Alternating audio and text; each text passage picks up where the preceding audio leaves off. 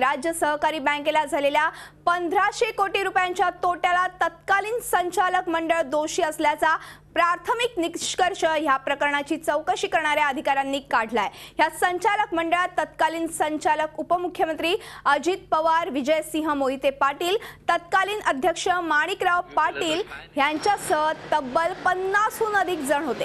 2011 साली बँकेला झालेल्या तोट्या प्रकरणी संचालक मंडळ बरखास्त करून बँकेवर प्रशासकाची नियुक्ती करण्यात आली होती। त्यानंतर ह्या प्रकरणाची चौकशी करण्यासाठी अपर निबंधक शिवाजी पहिनकर यांची नियुक्ती करण्यात आली। प्राथमिक चौकशीत बँकेला झालेल्या तोट्याला संचालक मंडळाला जबाबदार धरण्यात आले आणि आता ह्या संचालकांना नियम 88 अंतर्गत वैयक्तिक नोटीसही बजावण्यात आली आहे। दरम्यान राज्य सहकारी बँकेला नेमका कशामुळे तोटा झाला पाहूया ग्राफिक्सच्या माध्यमातून। संचालक मंडळानं नाबार्डच्या सूचनांचं उल्लंघन केलं। 9 साखर कारखान्यांना 331 कोटींचा कर्ज पुरवठा केला। त्यामुळे सहकारी बँकेचं नुकसान झालेलं आहे। त्याचबरोबर गिरणा सिंदखेडा कारखाना सूतगिरण्यांना 60 कोटींचं कर्ज दिलं गेलं। केन ॲग्रो इंडियाची थक हमी रद्द झाल्यानं 119 कोटींचा तोटा सहन करावा लागला। तसंच 24 साखर कारखान्यांना विनातारण कर्ज 225 कोटींची थकबाकी आहे। 22 कारखान्यांकडे 195 कोटी रुपयांचं कर्ज असुरक्षित आहे। लघु उद्योगांना दिलेल्या कर्जामुळे 3.25 कोटींचं नुकसान झालंय। कर्ज वसुलीसाठी मालमत्ता विक्री करूनही 478 कोटींची थकबाकी आहे। खासगी पद्धतीने मालमत्ता विक्री 37 कोटींचं नुकसान झाले। त्यामुळे 8 थकबाकीदारांच्या मालमत्ता विक्रीत 6.12 कोटींचा तोटा सहन करावा लागलेला। एकूणच ह्या सगळ्या कारणांमुळे बँकेचं मोठ्या प्रमाणात नुकसान झाले। मोठ्या प्रमाणात तोटा बँकेला सहन करावा लागलेला आहे। राज्य सहकारी बँकेतील कोट्यवधी रुपयांच्या आर्थिक तोट्याला तत्कालीन संचालक मंडळ जबाबदार असल्याचा ठपका ठेवण्यात आलाय। ह्या संचालक मंडळात कोण कोण होतं पाहूया ग्राफिक्सच्या माध्यमातून। तत्कालीन अध्यक्ष आपण पाहतोय कोण होतं, आपण पाहूया की कोण कोण ह्याच्यामध्ये होतं की जेणेकरून हा तोटा झाला। तत्कालीन अध्यक्ष माणिकराव पाटील, संचालक अजित पवार, विजयसिंह मोहिते पाटील, यशवंतराव गडाख, नितीन पाटील, अमरसिंह, राजवर्धन कदमबाडे, विजय वडेट्टीवार, ईश्वरचंद जैन, माणिकराव कोकाटे, सुरेश देशमुख, पांडुरंग फुंडकर, विलासराव जगताप, रजनी पाटील, दिलीप सोपल या सगळ्यांमुळे बँक तोट्यात आहे का असा प्रश्न विचारला जातोय। आपण बघतोय तत्कालीन उपाध्यक्ष बाळासाहेब सरनाईक होते, तर संचालक अजित पवार आणि विजयसिंह मोहिते पाटील आणि आपण ह्याच संदर्भात अधिक चर्चा करण्यासाठी जाणार आहोत आमचे प्रतिनिधी दीपक भातुसे यांच्याकडे। दीपक, एकूणच बघितलं गेलं तर मोठ्या प्रमाणात हा तोटा सहन करावा लागलेला आहे या राज्य सहकारी बँकेला आणि एकूणच बघितलं गेलं तर अजित पवार यांच्या पुढच्या अडचणी आता वाढलेल्या पाहायला मिळत आहेत। काय सांगाल? निश्चित मधुरा, आपण 2011 साली ज्यावेळेला पृथ्वीराज चव्हाण राज्यात मुख्यमंत्री आले त्यावेळेला त्यांनी आल्यानंतर पहिलं जे काम केलं ते राष्ट्रवादी काँग्रेसच्या ताब्यात असलेल्या राज्य सहकारी बँकेवरचं संचालक मंडळ बरखास्त केलं। स्वतः अजित पवार यावेळेला या बँकेवर संचालक होते, तरी मुख्यमंत्र्यांनी हे टोकाचं पाऊल उचललं आणि याला कारण जे होतं ते राज्य सहकारी बँक डबघाईला आली होती। या बँकेचा संचित तोटा जो आहे तो जवळजवळ 1500 कोटींपर्यंत पोहोचला होता आणि हा तोटा का झाला याची कारण आपण सांगितली। नियमबाह्य कर्ज दिलं गेलं, पुन्हा नाबार्डचे नियम असोत, आरबीआयचे नियम असोत, या नियमांची उल्लंघन केलं गेलं कर्ज वाटप करताना आणि मोठ्या प्रमाणावर कर्ज दिलं गेलं आणि हे कर्ज जे देण्यात आलं ते राष्ट्रवादीच्या संबंधित अनेक महत्त्वाचे लोक याच्यात आहेत। कारखाने, साखर कारखाने जे आहेत ते आपल्याला माहिती आहे सहकार क्षेत्रावर पूर्णपणे राष्ट्रवादी काँग्रेसचं वर्चस्व आहे आणि सहकारी कारखानदारीमध्ये सुद्धा मोठ्या प्रमाणावर राष्ट्रवादीचे नेते आहेत, आमदार आहेत। त्यामुळे कर्ज वाटप करताना राष्ट्रवादीच्या नेत्यांना फायदा होईल असं बघितलं गेलं। बँकेच्या फायद्याकडे, नियमांकडे डोळेझाक केले गेले आणि मोठ्या प्रमाणावर कर्ज वाटप केल्यामुळे त्याची परतफेड झाली नाही। नियमानुसार केलं नव्हतं हे कर्ज वाटप आणि परतफेड न झाल्यामुळे बँकेचा तोटा जो वाढत गेला तो 1500 कोटीपर्यंत पोहोचला आणि शेवटी मुख्यमंत्र्यांनी कठोर निर्णय घेऊन बँकेचं संचालक मंडळ बरखास्त केलं आणि बँकेवरती निरीक्षक बसवला आणि त्याच्यानंतर या बँकेची चौकशी सुरू केली। चौकशी अधिकाऱ्यांना संचालक मंडळाच्या या सगळ्या कारभारामुळे बँकेला 1500 कोटी रुपये हा तोटा झाल्याचा निष्कर्ष काढलेला आहे, प्राथमिक निष्कर्ष चौकशी अधिकाऱ्यांनी. आणि आता याच्या पुढचं जे पाऊल आहे ते या सगळ्या संचालकांना वैयक्तिक नोटीस बजावली जाणार आहे. हा तोटा जो झाला त्याच्या मागची कारणं काय आणि हा तोट्याला तुम्हाला जबाबदार का धरू नये अशा प्रकारची साधारणतः ही नोटीस असेल. त्यामुळे निश्चितच या सगळ्या प्रकरणामुळे दीपक आपल्या सोबत आहेत पत्रकार, ज्येष्ठ पत्रकार रविकिरण देशमुख. आपण त्यांच्याकडून अधिक माहिती जाणून घेऊया या संदर्भात. रविकिरणजी, बघितलं गेलं तर 1500 कोटींचा खरं तर तोटा झालेला आहे ह्या बँकेला आणि अतिशय 2011 पासूनच ही बँक तोट्यामध्ये येत होती.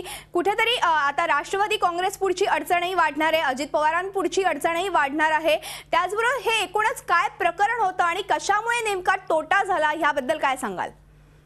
वर्षानुवर्षे या बँकेनी ज्या सहकारी संस्थांना कर्ज वाटप केलेलं आहे त्या कर्जाची ठीक वसुली होत नाही. अनेक सहकारी संस्था अडचणीत आल्या आणि त्या बंद पडल्या किंवा त्या आजारी पडल्या तर कर्जाची वसुली होत नसल्यामुळे या बँकेपुढे अनेक मोठे प्रश्न निर्माण झाले आणि बँकेची गुंतवणूक अनुत्पादक कर्ज या वर्गवारीखाली गणली गेली.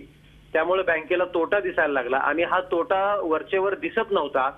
तो उघडकीला आल्यानंतर मात्र धावधाव झालेली आहे आणि या बँकेवर रिझर्व्ह बँकेचं नियंत्रण सुरुवातीपासून लक्ष होतं. वारंवार रिझर्व्ह बँक राज्य सरकारला सांगत होती, परंतु राज्य सरकार बहुतेक वेळा राजकीय दृष्टिकोनातून मला वाटतं या बँकेला शिस्त लावण्यामध्ये जरा कमी पडत होतं. परंतु अखेर जे व्हायचं तेच झालेलं आहे.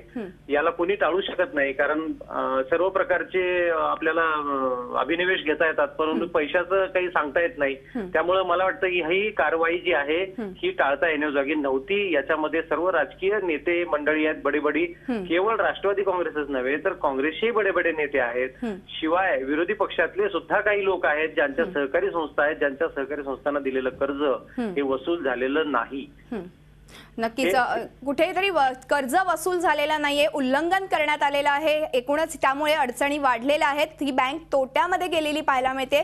धन्यवाद रविकिरणजी आमच्याशी याबद्दल चर्चा केल्याबद्दल. आता एक महत्त्वाची ह्या संदर्भातलीच बातमी आहे ती म्हणजे राज्य सहकारी बँकेनं अनेक कारखाने आणि सूतगिरण्यांना कोणतंही तारण न घेता कर्ज दिलं आणि त्यामुळेच ही बँक बुडाल्याची टीका विनोद तावडेंनी केली आहे. आणि बँक बुडण्यास बँकेचे संचालक मंडळ जबाबदार असल्याचं ते म्हणाले असून दोषी आढळल्यास अजित पवारांनी राजीनामा द्यावा अशी मागणी देखील विनोद तावडेंनी केली आहे.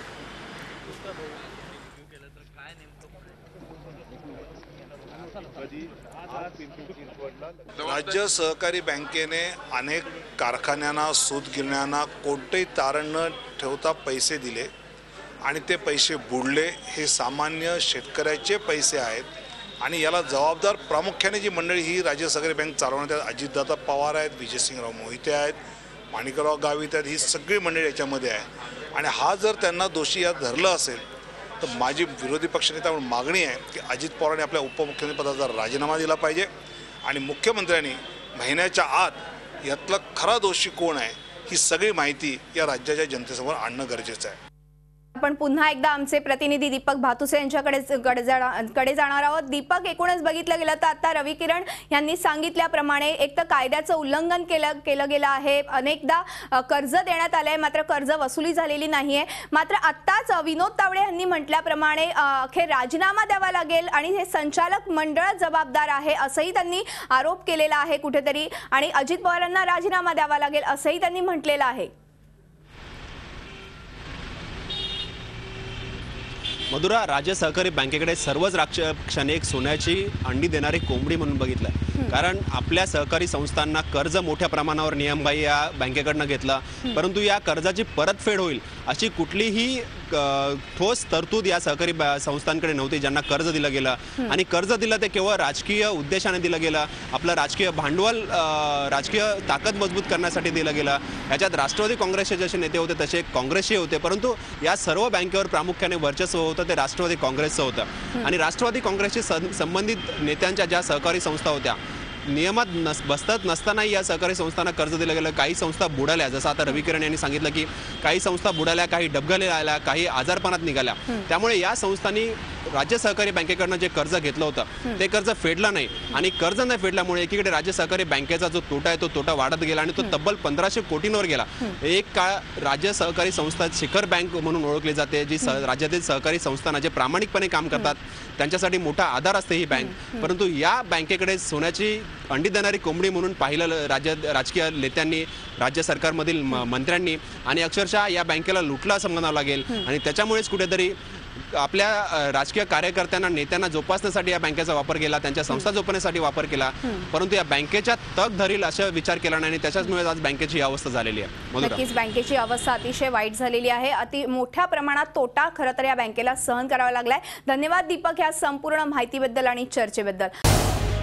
झी 24 तास रहा एक पाऊल पुढे।